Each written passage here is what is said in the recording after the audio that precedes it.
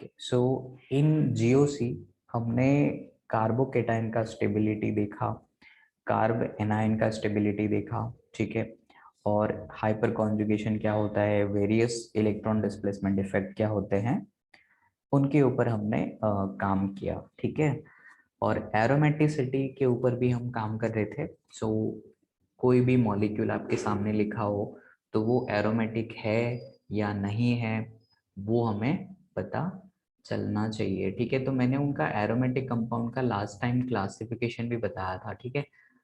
तो मैंने आपको एक तो हिट्रोसाइक्लिक एरोमेटिक कंपाउंड के बारे में बताया था, ठीक है।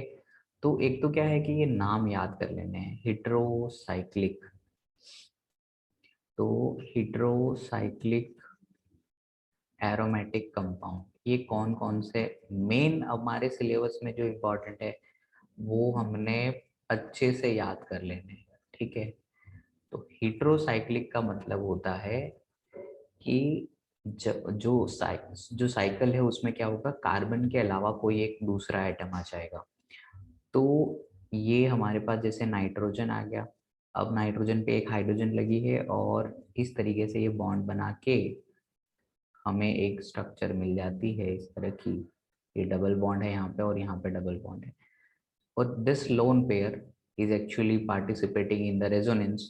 तो ये जो लोन पेयर है, इस लोन पेयर को हम लोग बोलेंगे delocalised lone pair, delocalised lone pair, ठीक है।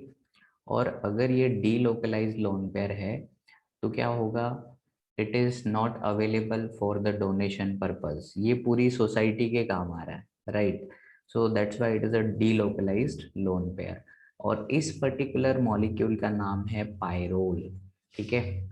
तो ये नाम याद रख लेना है आपको। तो क्या पायरोल एरोमेटिक है? हाँ। ये कैसे एरोमेटिक है, तो इसके अंदर 6 पाई इलेक्ट्रॉन होते हैं और ये प्लेनर है, साइक्लिक है, कॉन्जुगेटेड सिस्टम है। तो ये हमारा एरोमेटिक कंपाउंड, ठीक है। एक तो ये आपको याद करना है।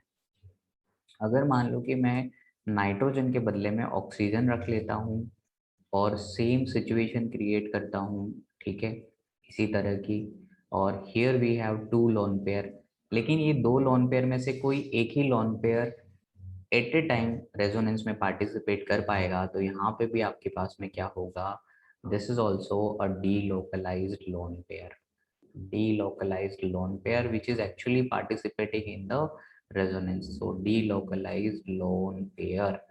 तो ये हमारा delocalized lone pair है। तो ये भी हमारा, अब देखो इसका नाम क्या है, तो इसका नाम मैंने आपको बताया था फ्यूरान, ठीक है। So this is furan. तो आपसे पूछे कि क्या फ्यूरान एरोमेटिक है? हाँ, ये एरोमेटिक है, लेकिन कौन सी कैटेगरी का है? हिट्रोसाइक्लिक एरोमेटिक कंपाउंड से है, ठीक है। This is furan. और इसके अंदर भी कितने पाई इलेक्ट्रॉन है? 6 पाई इलेक्ट्रॉन है, और वो हकल रूट को सेटिस्फाई कर रहा है, और इस वजह से ये भी क्या हो गया आपका, एरोमेटिक हो गया, ठीक है।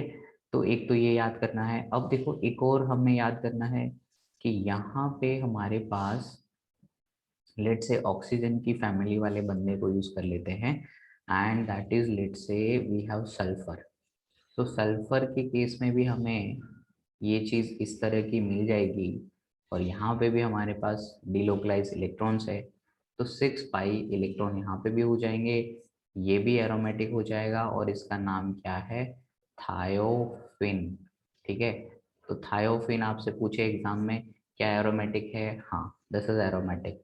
तो ये 3 आपको याद करने, इसके अलावा भी we have some more compound, उसको भी हमें याद करना है। हिट्रोसाइक्लिक में आगे बढ़ते हैं। अब देखो 6 मेंबर में एक मॉलिक्यूल आता है जिसको हम लोग यहाँ पे नाइट्रोजन ऐसे बना रहे हैं, और यहाँ पे ऐसे डबल बॉन्ड है, यहाँ पे डबल बॉन्ड है, और यहाँ पे डबल बॉन्ड। अब इस केस में जो नाइट्रोजन का लोन पेयर है ये कैसा है, लोकलाइज्ड है, तो ये रेजोनेंस में पार्टिसिपेट नहीं कर रहा है, लोकलाइज्ड लोन पेयर, ठीक है। और ये sp2 हाइब्रिड ऑर्बिटल में प्रेजेंट है, ठीक है। sp2 हाइब्रिड ऑर्बिटल जो है हमारा हाइब्रिड ऑर्बिटल, उसमें प्रेजेंट है ये, ठीक है। And this is localised lone pair, ठीक है। तो ये मतलब यहाँ पे कॉन्जुगेशन में पार्टिसिपेट नहीं कर रहा है, तो कॉन्जुगेशन में पार्टिसिपेट कौन कर रहा है? तो हमारा ये वाला जो पाई बॉन्ड है वो कर रहा है, ये वाला पाई बॉन्ड कर रहा है, दिस पाई बॉन्ड। तो बेसिकली यहाँ पे कितने इलेक्ट्रॉन हो गए? 6 पाई इलेक्ट्रॉन हो गए। साइक्लिक कॉन्जुगेटेड सब कुछ है, तो ये भी क्या है? एरोमेटिक है। So this is also aromatic compound. और इसका नाम क्या है? इसका नाम है पायरिडीन। ठीक है, तो इसको भी अच्छे से याद कर लेना है कि ये हमारा पायरिडीन है। और पायरिडीन भी एक एरोमेटिक कंपाउंड है जिसमें नाइट्रोजन का हाइब्रिडाइजेशन sp2 होता है, और जो लोन पेयर है वो sp2 हाइब्रिड ऑर्बिटल में प्रेजेंट है। And it is not available for the see it is not available for resonance, so it is a localised मतलब ये जो लोन पेयर है वो नाइट्रोजन का खुद का है। और यहाँ पे क्योंकि ये लोकलाइज्ड है, तो ध्यान रखना है लोकलाइज्ड लोन पेयर हमेशा अच्छे बेस होते हैं, यानी कि हम ऐसा बोल सकते हैं गुड लुइस बेस। यानी कि लुइस बेस क्या होते हैं? हमने ये चीजें पहले पढ़ रखी हैं। Lewis base are those molecule और कंपाउंड और आयंस which have ability और which can donate the lone pairs। तो लोन पेयर को डोनेट कर सके वैसे लोगों को हम लोग लुइस बेस बोलते हैं। सो यहाँ पे क्योंकि नाइट्रोजन का लोन पेयर उसका खुद का है, लोकल है, तो वो इसको डोनेट कर सकता है। वो पूरी सोसाइटी के काम नहीं आ रहा, यानी कि पूरे मॉलिक्यूल में ये वो डीलोकलाइज नहीं है। तो हमारा पायरिडीन होगा वो बहुत बढ़िया अच्छा बेस की तरह काम कर लेगा। तो इन द ऑर्गेनिक रिएक्शन जब हम बात करेंगे तो हम इसको एक बेस की तरह इस्तेमाल करेंगे। ठीक है, तो ये पायरिडीन हमें याद करना है। और हमारे पास अ, जैसे हमने एक चीज और पढ़ी थी कि जो बेंजीन होते हैं, ठीक है, उसमें मैंने पढ़ाया था कि आपको फ्यूज्ड बेंजोनॉइड एरोमेटिक कंपाउंड है ना, फ्यूज्ड बेंजीनॉइड। ठीक है, बेंजीनॉइड एरोमेटिक कंपाउंड। अब ये फ्यूज्ड क्या होते हैं? तो उसमें क्या होता है, एक एज कम से कम कॉमन होनी चाहिए। ठीक है, फ्यूज्ड बेंजोनॉइड एरोमेटिक कंपाउंड। तो ये कौन कौन से हैं? तो एग्जाम्पल आपको थोड़े याद कर लेने हैं। एक एग्जाम्पल है हमारे पास,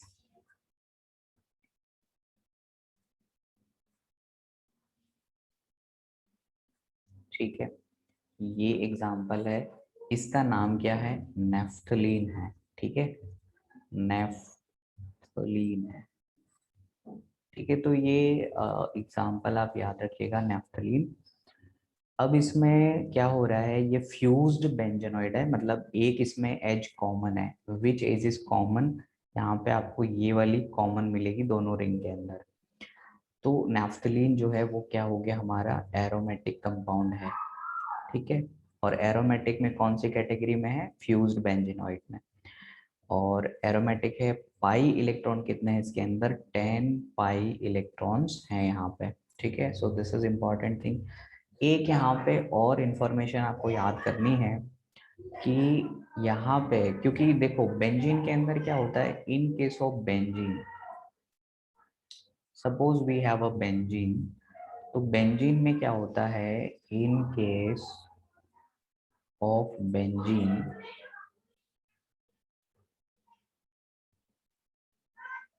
कार्बन कार्बन बॉन्ड लेंथ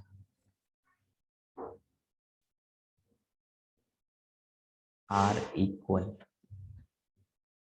ठीक है, बेंजीन के केस में क्या होता है, ड्यू टू रेजोनेंस जो कार्बन कार्बन बॉन्ड लेंथ होती है वो इक्वल होती है। बट यहाँ पे इन नेफ्थलीन ये एक्सपेरिमेंटल है, मतलब आप बुक्स में देखोगे तो नहीं मिलेगा आपको। ठीक है, तो नेफ्थलीन के केस में क्या होता है, carbon carbon bond length equal नहीं होती, इवन दो यहाँ पे रेजोनेंस हो रहा है, bond length are not equal.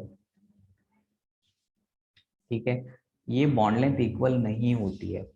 ठीक है, तो ये चीजें भी आपको ध्यान रखनी है कि in case of naphthalene we have resonating structures, conjugation is there, but the carbon carbon bond length are not equal.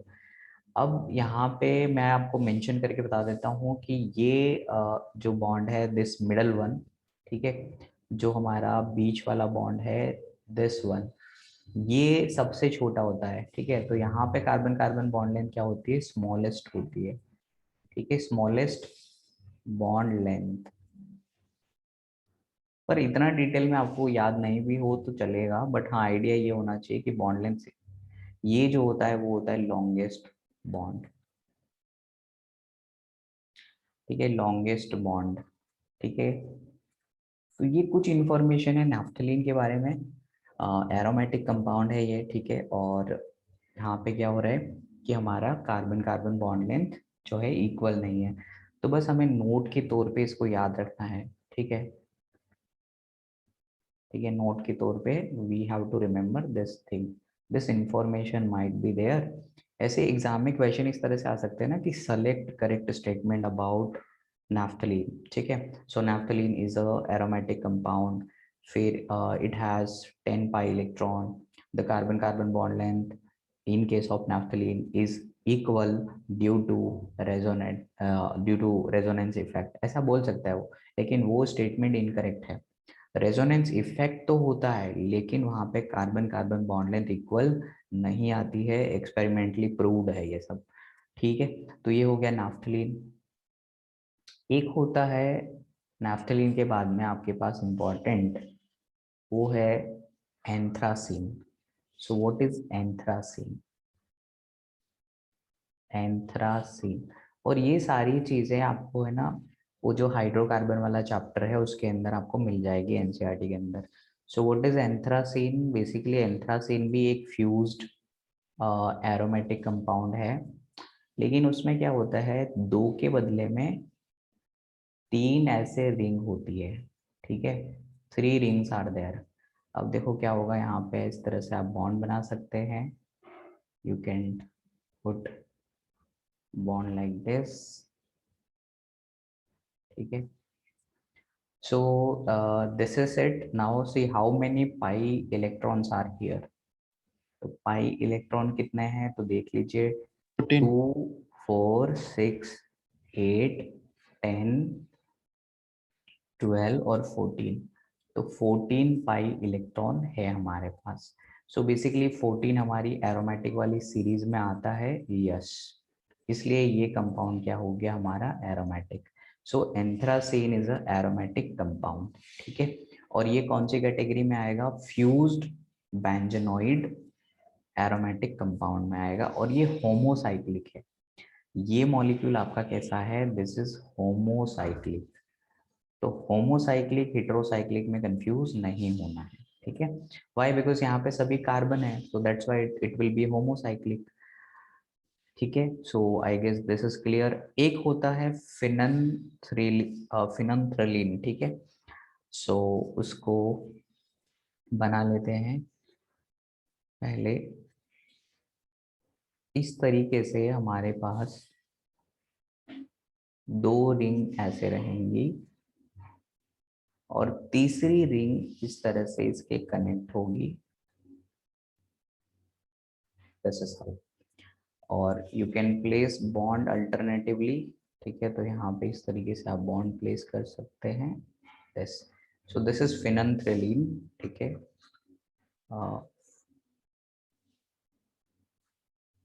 This is फिनंथ्रेलिन, ठीक है, ये फिनंथ्रेलिन है। और इसमें भी कितने पाई इलेक्ट्रॉन्स हैं तो आप देख सकते हैं 14 है, और ये भी हमारा एरोमेटिक कंपाउंड है, ठीक है। तो इस तरीके से कुछ कुछ आपको एरोमेटिक कंपाउंड जो है वो याद ही करने हैं, ठीक है। एक और है जैसे पायरिडीन जो होता है ना, उसके दो मॉलिक्यूल को हम ऐसे फ्यूज कर लेते हैं, ठीक है। Let's say can place like this. अब देखिए यहाँ पे डबल बॉन्ड है, यहाँ पे डबल बॉन्ड है, यहाँ पे डबल बॉन्ड है, then we have here double bond and here we have double bond. So this is how we can draw this molecule, and यहाँ पे आपके पास में इस तरह से लोन पेयर रहेगा। और ये दोनों नाइट्रोजन के लोन पेयर कैसे होंगे, these lone pair are localized, ठीक है, localized lone pair, ठीक है, present present in sp2 hybrid orbital, ठीक है, हाइब्रिड ऑर्बिटल, ठीक है। सो ये हमें, इसको हम क्या बोलेंगे, डाईपिरिडिन, ठीक है, इसको हम क्या बोलेंगे, डाईपिरिडिन, ठीक है। So this will be a dipyridine because दो पिरिडिन रिंग इसमें क्या हो रही है, फ्यूज्ड हो रही है। तो ये हमारा एक अच्छा गुड बेस है ना, it is a good base, ठीक है, it can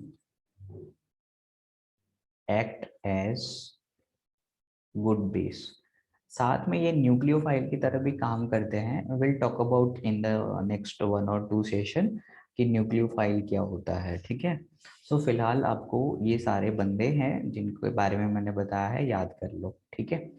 heterocyclic aromatic compound में पायरोल, फ्यूरान, ठीक है, थायोफिन, और ये हमारा पायरिडिन हो गया, और नैफ्थलीन हो गया, और उसके बाद में एंथ्रासीन, फिनंथ्रलीन, ये सब आपको याद करने हैं, डाइपिरिडिन, ठीक है। So these are the some basic aromatic compound जो हमारे सिलेबस में आते हैं।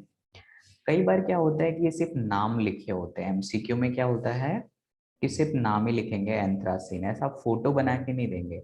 If the structure is not given to you and directly नाम is given in the question, then what happen, अगर आपको याद नहीं है तो वो एमसीक्यू आपके लिए डिफिकल्ट हो जाएगा, ठीक है, सॉल्व करना मुश्किल हो जाएगा।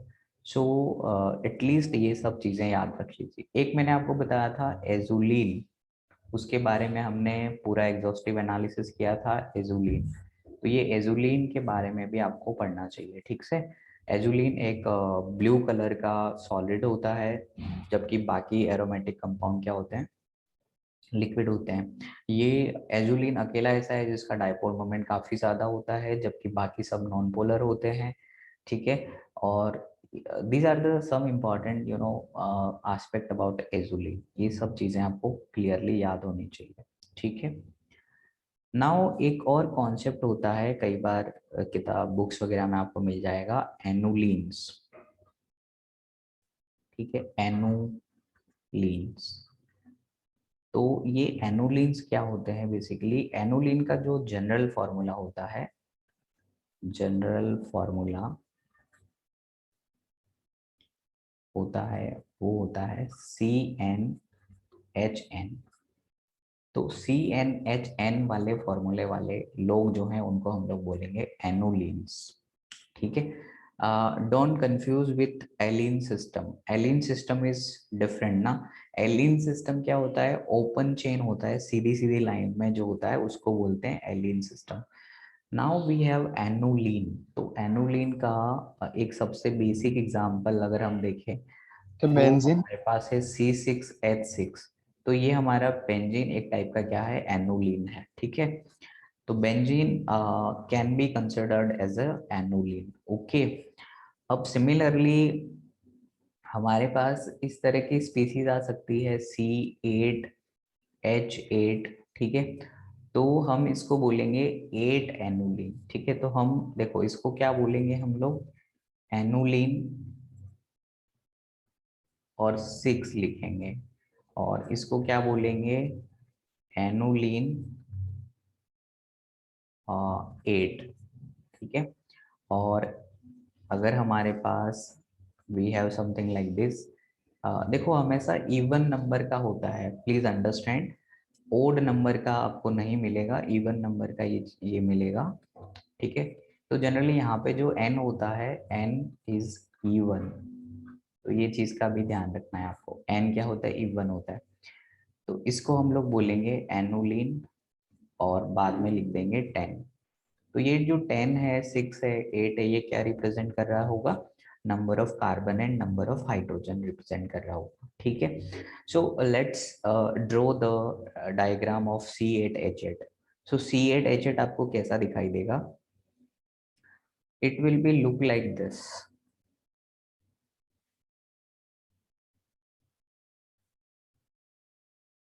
इस तरीके से।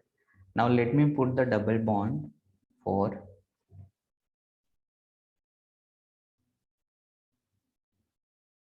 सी, ये हमारा 8 एनुलिन है, ठीक है। और आप देख सकते हैं कि सभी हाइब्रिडाइजेशन sp2 है, ठीक है, कॉन्जुगेटेड भी है, साइक्लिक भी है। लेकिन आपको याद होगा कि ये स्ट्रक्चर किस फॉर्मेट में रहता है, ये रहता है टब शेप में, याद आया। और ये टब शेप हाँ में होने की सर। वजह से क्या होता है, ये this will become non planar. तो ये नॉन प्लेनर हो जाता है, इस वजह से इसको हम लोग बोलते हैं नॉन एरोमेटिक। ये नॉन एरोमेटिक की कैटेगरी में चले जाता है। बिकॉज अगर हम उसको एरोमेटिक कैटेगरी में रखेंगे तो ये बेसिकली हमारा एंटी एरोमेटिक हो जाना चाहिए। But because the shape of this this 8 annulene ना, दिस इज 8 एनुलिन, तो क्या होगा, इसका टब शेप हो जाएगा। तो आपसे अगर पूछ ले कि 8 एनुलिन जो है वो एरोमेटिक है या नहीं है, सो इट इज नॉन एरोमेटिक, ठीक है। और यहाँ पे इसका जो कार्बन कार्बन बॉन्ड लेंथ होता है, carbon carbon bond length is are not equal, I mean, ठीक है, carbon carbon bond length is not equal. ये चीज आप याद कर लीजिए, ठीक है। क्योंकि जब टब शेप आप बनाएंगे तो डेफिनेटली जो बॉन्ड लेंथ है वो डिसप्रपोर्शनेट हो जाएगी, ठीक है। सो हाउ हम लोग इसको ड्रॉ कैसे कर रहे थे, इस तरह से कर रहे थे, ठीक है। कोशिश आपको करनी है कि ये चीजें थोड़ी सी सिमेट्रिक आपको दिखाई दे, ठीक है। This is how we are actually drawing this thing. तो इस वजह से क्या होता है, ये हमारा नॉन एरोमेटिक कैटेगरी में चल जाता है। Now let's try to analyze this C10H10, ठीक है। तो C10H10 को हम बनाने की कोशिश करते हैं। अब देखो C10H10 को हम कैसे बनाएंगे, तो हम इस तरह से इसको बनाने की कोशिश करते हैं।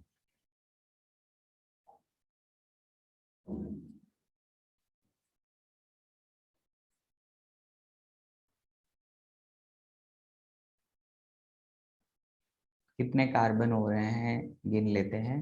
1, दिस इज 2, 3, 4, 5, 6, 7, 8, 9। अच्छा, एक हमें और बढ़ाना चाहिए, ठीक है। तो हम क्या कर सकते हैं, this is how we can draw this. अब we are actually going to place the double bond, ठीक है। we can start from here, ठीक है। alternate पोजीशन पे डबल बॉन्ड रहेगा, ठीक है। So this is how you can draw the double bonds. अब आप यहाँ पे देखिए कि हमारे पास पाई इलेक्ट्रॉन कितने हैं, how many pi electrons are there. So you have total 10 pi electrons, right. तो टोटल 10 पाई इलेक्ट्रॉन्स है, यहाँ पे कोई प्रॉब्लम होनी नहीं चाहिए, आई गेस, ठीक है। हाँ सर। सो यहाँ पे क्या प्रॉब्लम आती है, किसकी वजह से इसको हम लोग एरोमेटिक नहीं मानते हैं। अब see what happened to this molecule, why it is not aromatic.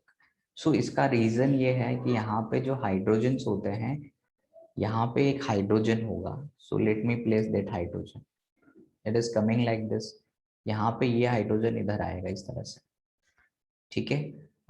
So this is these hydrogens are actually repelling, ठीक है। तो ये हाइड्रोजन क्या करते हैं, एक दूसरे को रिपल्शन प्रोवाइड करते हैं। So hydrogen hydrogen will provide repulsion due to steric crowding, due to steric repulsion between hydrogen atom। यहाँ पे ऐसे लिखेंगे, due to steric repulsion between hydrogen atom, this molecule will become non-planar। और जैसे ही ये non planar होगा तो ये क्या हो जाएगा, नॉन एरोमेटिक। क्लियर है बात। तो ये चीजें आपको ध्यान रखनी है। सेम सिचुएशन अगर आप 14 वाले के लिए ड्रॉ करेंगे, सो 14 एनुलिन, इस तरीके से भी आप लिख सकते हैं 14 एनुलिन। उसके लिए भी आप ड्रॉ करेंगे तो ये भी इसमें हाइड्रोजन है ना, आमने सामने आ जाएंगे। तो 14 एनुलिन में भी एरोमेटिक कैरेक्टर नहीं आते हैं, एरोमेटिक कैरेक्टर नहीं आते हैं, ठीक है, स्ट्रक्चर बनाएंगे तो कैसे होगा, मतलब यहाँ पे देखो आपके पास में कितनी रिंग बन रही है, यहाँ पे आप देख पा रहे हैं 2 हेक्सागोन जैसा बना के आपको करना है। 14 एनोलिन में क्या होगा, 3 हेक्सागोन जैसा आपको दिखाई देगा। Will try to draw that also. And we have 18 annulene. तो 18 एनोलिन जो होता है ये होता है एरोमेटिक। तो 18 एनोलिन क्या होता है, एरोमेटिक। ठीक है, तो 14 और 10 एनोलिन एरोमेटिक नहीं होते हैं ड्यू टू, आपसे पूछ ले क्यों, तो due to steric repulsion between hydrogen atom. ठीक है, तो हाइड्रोजन एटम में स्टेरिक रिपल्शन होता है जिसकी वजह से ऐसा होता है। और आपको याद होगा कि ये जो डबल बॉन्ड होते हैं ज्योमेट्रिकल आइसोमर शो करते हैं। जैसे ये वाला बॉन्ड है, ये क्या है, ये आपको ट्रांस दिखाई देगा। ठीक है, तो मैंने कहा था कि अगर आपके पास में 6 मेंबर या उससे छोटी साइक्लिक कंपाउंड है और उसके अंदर डबल बॉन्ड है तो वो ज्योमेट्रिकल आइसोमर नहीं बनाते। लेकिन जब हम 7 या उससे ऊपर के कंपाउंड को ड्रॉ करते हैं तो डेफिनेटली वो क्या होते हैं, सिस और ट्रांस को शो करते हैं। तो याद रखना है आपको। ठीक है, सो दिस इज एनुलिन। ठीक है, ये कभी क्वेश्चन आया नहीं, आप समझिए 14 18 ये कभी क्वेश्चन आया नहीं है, तो उतना ज्यादा आपको स्ट्रेस लेने की जरूरत नहीं है। बस इतना आइडिया होना चाहिए कि हाँ ऐसा कोई स्पीसीज भी होता है। ठीक है, और 18 एनोलिन जो है वो एरोमेटिक है, 14 वाला नहीं है, 10 वाला भी नहीं है। ठीक है, इतना याद रख लीजिए आप। आगे बढ़ते हैं, और एक मॉलिक्यूल और है, उसके बारे में आपको थोड़ा याद रख लेना है। जैसे ये हमारा बेंजीन है और ये इस तरह का है, इसका नाम होता है टेट्रालीन।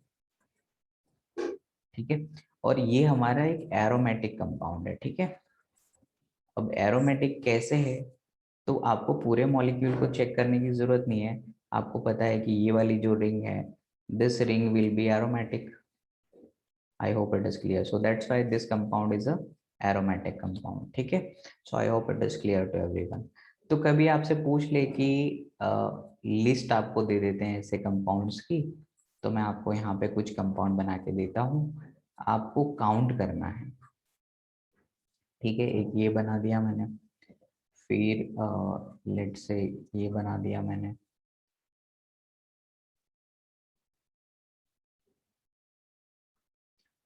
फिर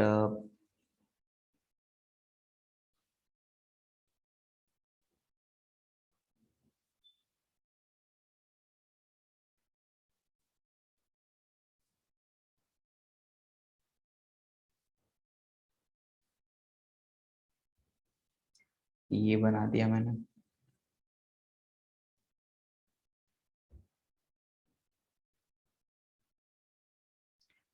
ठीक है, और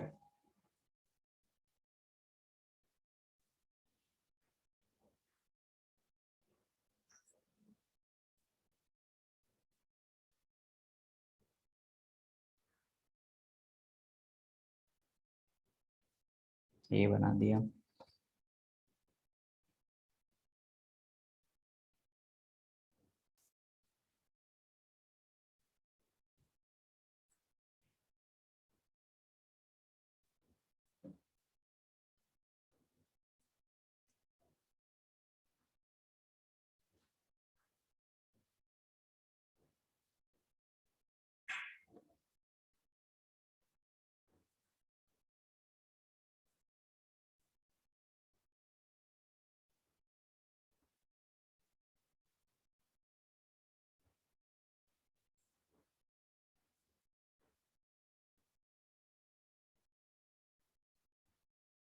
आपको काउंट करने इसमें से कितने लोग एरोमेटिक हैं। ठीक है, how many molecules are aromatic out of these structures.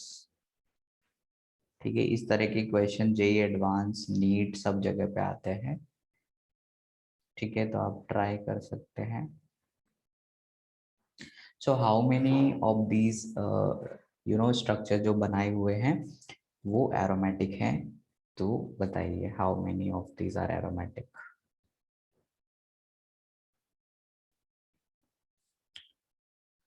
देखो सबसे पहला एरोमेटिक होगा, क्यों होगा, क्योंकि यहाँ पे 6 पाई इलेक्ट्रॉन्स हैं। दूसरा वाला भी हाँ सर। एरोमेटिक है क्योंकि यहाँ पे भी 6 पाई इलेक्ट्रॉन है और सभी sp2 हाइब्रिडाइज हैं। ये वाला मॉलिक्यूल भी एरोमेटिक है because of 6 pi electron and here we have a vacant orbital and vacant orbital में क्या होता है, डीलोकलाइजेशन पॉसिबल हो जाता है। ठीक है, so that is the reason why this is aromatic. उसके बाद में ये जो है, इसका तो नाम क्या था, इनऑर्गेनिक बेंजीन। पहले इसे जानते हैं हम हाँ लोग, सर। Inorganic benzene. और ये इनऑर्गेनिक बेंजीन बेसिकली क्या होता है, एरोमेटिक होता है 6 पाई इलेक्ट्रॉन के साथ। इसके बाद में ये है ना नाइट्रोजन के जैसा ही है, तो हम इसको भी बोलेंगे एरोमेटिक 6 पाई इलेक्ट्रॉन के साथ। लेकिन ये बहुत ज्यादा एरोमेटिक नहीं दिखाएगा क्योंकि जो फॉस्फोरस होता है वो साइज में बड़ा होता है, तो उसके जो इलेक्ट्रॉन्स होते हैं, लोन पेयर होता है, वो काफी दूर होता है, बड़ी बड़े ऑर्बिटल में होता है। और ये जो मॉलिक्यूल है दिस इज ऑल्सो एरोमेटिक। ठीक है, और इसका नाम याद रखना है आपको, बेंजाइन बोलते हैं इसको। ठीक है, सो दिस इज बेंजाइन और यहाँ पे क्या है, 6 पाई इलेक्ट्रॉन्स है। So these are the important aromatic compounds जो आपको याद रखने हैं। ठीक है, सो बेंजाइन भी एक टाइप का एरोमेटिक कंपाउंड है यहाँ पर। ठीक है, तो ये चीज का ध्यान रखना है। यहाँ पे क्या होता है, आपको ट्रिपल बॉन्ड दिख रहा है। ट्रिपल बॉन्ड कई बार बच्चे को कंफ्यूज हो सकता है कि ट्रिपल बॉन्ड कैसे पॉसिबल है रिंग में। तो ये है ना काफी अनस्टेबल है बेसिकली। ठीक है, तो ये क्या होता है, रिएक्शन इंटरमीडिएट होता है। ठीक है, दिस इज रिएक्शन इंटरमीडिएट, मतलब ये जब रिएक्शन प्रोसीड होता है तो वहां पे एक इंटरमीडिएट की तरह बनता है, जैसे कार्बोकेटाइन, कार्बेनाइन, फ्री रेडिकल, इस तरह से। And this is highly unstable, ऐसा नहीं कि स्टेबल मॉलिक्यूल है, ठीक है, अनस्टेबल है। और वैसे भी इसके पीछे का लॉजिक क्या है कि लेट मी एक्सप्लेन यू। ठीक है, suppose you have triple bond. ठीक है, अगर आपके पास में ट्रिपल बॉन्ड है, so what will be the hybridisation of this carbon. तो हाइब्रिडाइजेशन तो sp हो जाएगा ना, और sp का मतलब होता है लीनियर शेप। और लीनियर शेप आप जानते हैं, लीनियर शेप सीधा होता है। तो जब ये सीधा होगा तो यहाँ पे साइक्लिक स्ट्रक्चर तो बन ही नहीं सकता। समझ में आ रही बात, कि अब ये जो बॉन्ड मैंने यहाँ पे बनाया है, ये वाला सेगमेंट, ये सेगमेंट यहाँ पे क्या है, काफी स्टेरिक क्राउडिंग है इसका, मतलब सॉरी एंगल स्ट्रेन यहाँ पे हो, यहाँ पे क्या होगा, एंगल स्ट्रेन होगा। क्योंकि एक्चुअली में ये बॉन्ड तो इस तरीके से सीधा जाना चाहिए था और ये बॉन्ड भी सीधा जाना चाहिए था। Is it okay, because of sp hybridisation. लेकिन याद रखना है कि यहाँ पे ये जो बॉन्ड है basically, this bond is highly unstable. ठीक है, तो इस वजह से क्या होता है कि हमारे पास यहाँ पे 6 पाई इलेक्ट्रॉन ही है जो डिलोकलाइज होते हैं, और एक पाई बॉन्ड जो है वो रेजोनेंस में पार्टिसिपेट नहीं करता है। एक और concept I want to tell you कि वो ये है कि जैसे मान लो आपके पास में यहाँ पे डबल बॉन्ड है, फिर उसके बाद में सिंगल है और उसके बाद में ट्रिपल है। ठीक है, तो जब ये मान लो कि ये वाला जो पाई बॉन्ड है आपका, ये पाई बॉन्ड एक्स ओरिएंटेशन का है, दिस इज एक्स डायरेक्शन। ठीक है, तो ये वाला जो पाई बॉन्ड है, इसमें क्या होगा, दो पाई बॉन्ड है, तो दो पाई बॉन्ड है तो डेफिनेटली एक हमारा दूसरे लेट से ये एक्स और वाई, तो ये परपेंडिकुलर होगा उसके। तो यहाँ पे जो पैरेलल ऑर्बिटल है ना, वही लोग पार्टिसिपेट करेंगे। ठीक है, रेजोनेंस में वही पार्टिसिपेट करेगा, यानी कि जो रेड कलर वाला बॉन्ड है that will not participate in the resonance. ठीक है, तो जब यहाँ पे इसका रेजोनेटिंग स्ट्रक्चर बनेगा तो एक pi bond will not participate in the resonance. So let me show you. ठीक है, यहाँ पे ऐसे ट्रिपल बॉन्ड है, जब ये बॉन्ड आगे की ओर शिफ्ट होगा, ठीक है, तो ये बॉन्ड ऐसे शिफ्ट होगा तो यहाँ पे एक डबल बॉन्ड अभी भी बचेगा। ठीक है, तो यहाँ पे क्या होगा, पॉजिटिव चार्ज आ जाएगा, यहाँ पे डबल बॉन्ड हो जाएगा, and we still left with one double bond and here we have negative charge. तो ये आपका रेजोनेटिंग स्ट्रक्चर बनेगा उसका। तो जब हमारे पास में मल्टीपल बॉन्ड्स होते हैं, ठीक है, मल्टीपल बॉन्ड्स होते हैं, उस केस में only one bond at a time can participate in the resonance. Same way हमने क्या डिस्कस किया था कि if you have multiple lone pairs, अगर आपके पास में मल्टीपल लोन पेयर्स हैं, तो कितने लोन पेयर पार्टिसिपेट कर सकते हैं at a time? Only one lone pair can participate at a time. So these are the two concepts which are extremely important to understand the delocalization part, है ना, कि अगर अगर लोन पेयर डिलोकलाइज हो रहा है या एक एटम से दूसरे एटम पे जा रहा है, तो डेफिनेटली वहां पे पैरेलल p ऑर्बिटल का होना बहुत जरूरी है. ठीक है, पैरेलल p ऑर्बिटल्स. ठीक है, तभी जाके इफेक्टिव डिलोकलाइजेशन हो सकेगा. ठीक है, पैरेलल p ऑर्बिटल साथ में मॉलिक्यूल अगर प्लेनर हो तो बहुत अच्छा है.